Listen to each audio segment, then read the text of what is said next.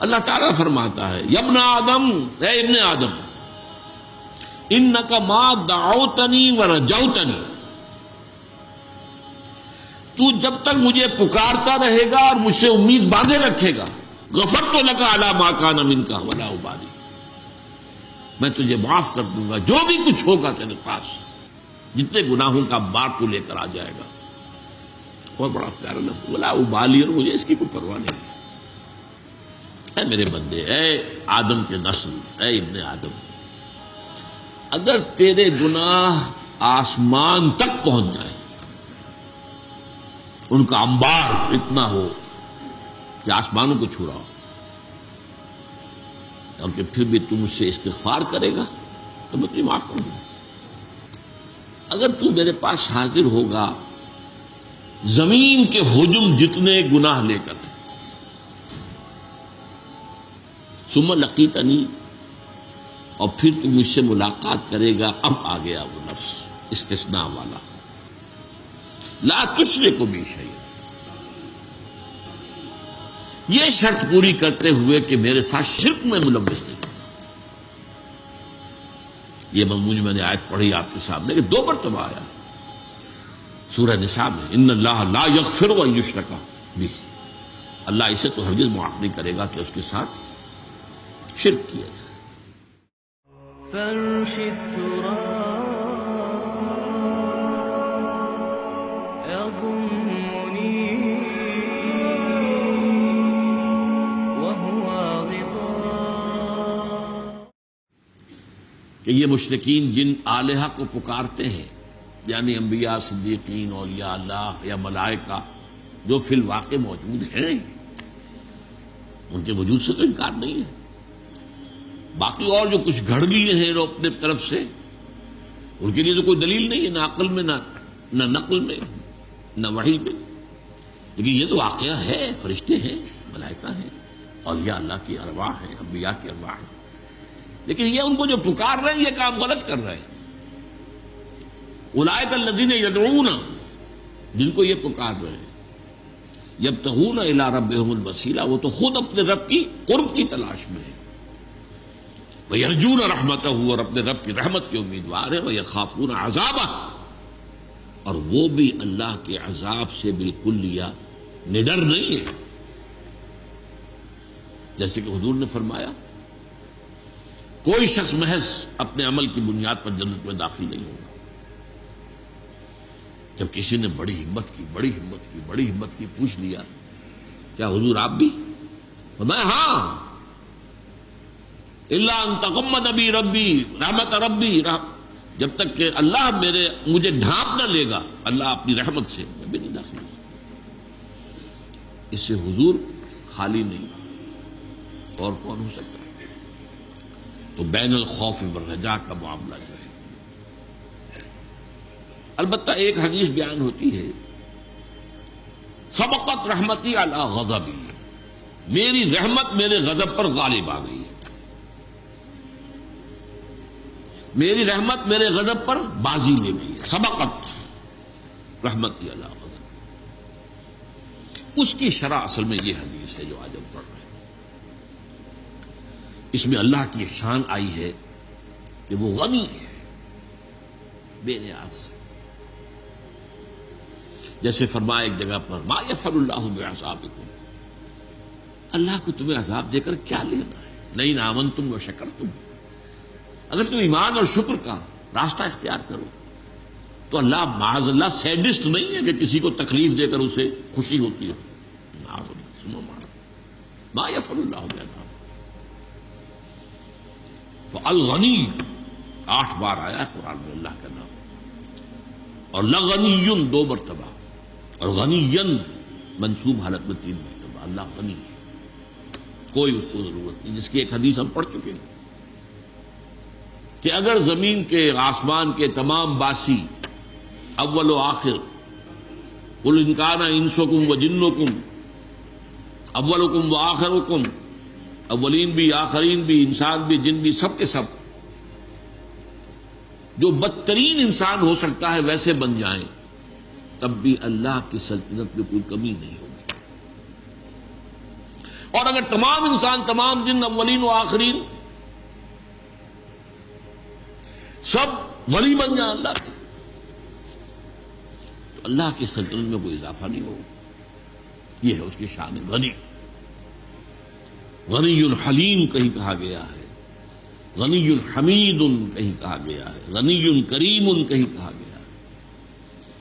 تو یہ دو چیزیں جو ہیں، رجائیت اللہ سے اور اللہ کی شان استغنا، اس کا بیان ہے در حقیقت اس حدیث میں، جس کے راوی حضرت انس بن مالک رضی اللہ تعالی۔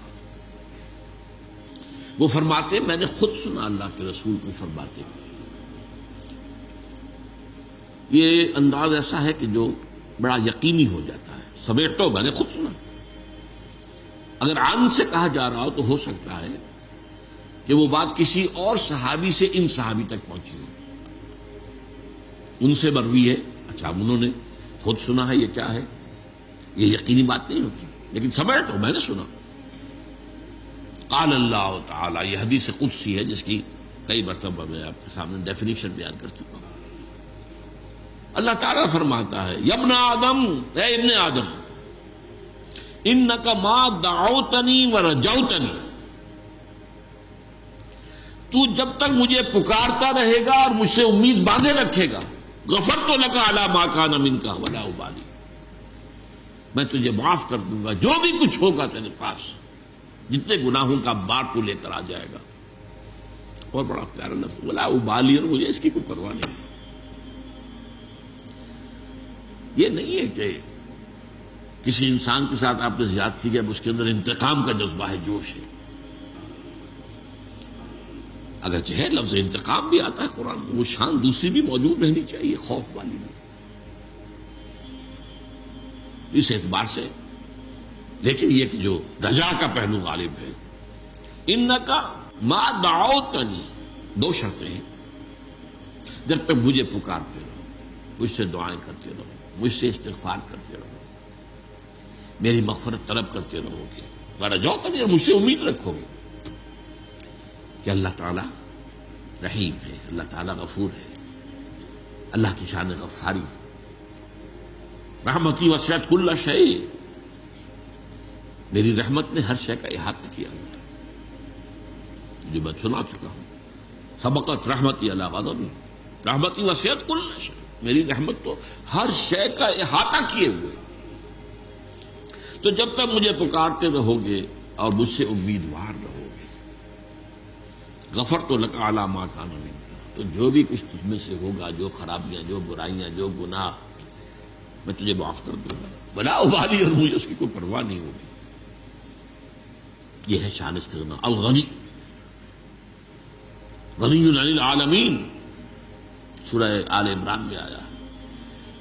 جو حج کی استطاعت رکھنے کے باوجود نہ حج کرے تو گویا کہ وہ ایک طرح کا کفر کر رہا ہے، اور اللہ تعالیٰ غنی ہے تمام جہان، اس سے کوئی ضرورت نہیں ہے کہ تم جاؤ ضرور اس کے گھر کا طواف کرو، وہ تو غنی ہے۔ یا ابن آدم لو بلغت ذنوبک عنان السماء ثم استغفرتنی غفرت لک، اے میرے بندے، اے آدم کے نسل، اے ابن آدم، اگر تیرے گناہ آسمان تک پہنچ جائیں، ان کا انبار اتنا ہو کہ آسمانوں کو چھو رہا ہو، اور کہ پھر بھی تم سے استغفار کرے گا تو میں تمہیں معاف کر دوں۔ آخری شکل، یا ابن آدم انک لو اتیتنی بقراب الارض خطایا، اگر تو میرے پاس حاضر ہوگا زمین کے حجم جتنے گناہ لے کر، ثم لقیتنی، اور پھر تو مجھ سے ملاقات کرے گا، اب آ گیا وہ لفظ استثناء والا، لا تشرک بی شیئا، یہ شرط پوری کرتے ہوئے کہ میرے ساتھ شرک میں ملوث نہیں۔ یہ مضمون میں نے آیت پڑھی آپ کے سامنے کہ 2 مرتبہ آیا سورہ نساء میں، ان اللہ لا یغفر ان یشرک بہ، اللہ اسے تو ہرگز معاف نہیں کرے گا کہ اس کے ساتھ شرک کیا جائے، وَيَغْفِرُ مَا دُونَ ذَلِكَ لِمَن يَشَاءُ، بخش دے گا جو بھی کچھ ہوگا اس کے سوا، جس کو چاہے گا. یعنی یہ بھی نہیں ہے کہ یہ معافی کا اعلان عام ہو رہا ہے، یہ اللہ جس کو چاہے گا. اور جس کو چاہے گا میں کیا شرط ہے؟ اللہ ہی کو پکارتا رہا ہو، کسی اور کو نہ پکارا ہو، اللہ کو پکارا. کہیں غوث العظم کو نہ پکارا ہو، کہیں کسی نبی اور رسول کو نہ پکارا ہو، کسی کو نہ پکارا. لا تدعوا مع اللہ احدا، اللہ کے ساتھ کسی اور کو مت پکارو. اس اعتبار سے اگر تو میرے پاس آئے گا زمین بھر، زمین کے حجم جتنے گناہ لے کر، ثم لقیتنی لا تشرک بی شیئا،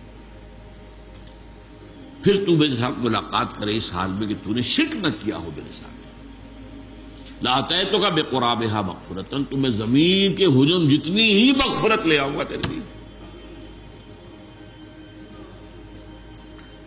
تو شرطیں کتنی آئی ہیں اس حدیث کے اندر. ما دعوتنی و نجوتنی، پہلی بات تو یہ ہے کہ اگر تم مجھے پکارتے رہے اور مجھ سے امیدوار ہوئے. ایک آیا استفتنی، مجھ سے مغفرت چاہیے. اور سب سے بڑی شرط، ہاتھی کے پاؤں میں سب کے پاؤں کے مطابق شرک نہ ہو. اب اس سے آپ کو اندازہ ہو جانا چاہیے، اور دو مرتبہ جو آئی ہے سورہ نساء میں، شرک کو معاف نہیں کرے گا، یہ اعلان عام ہے.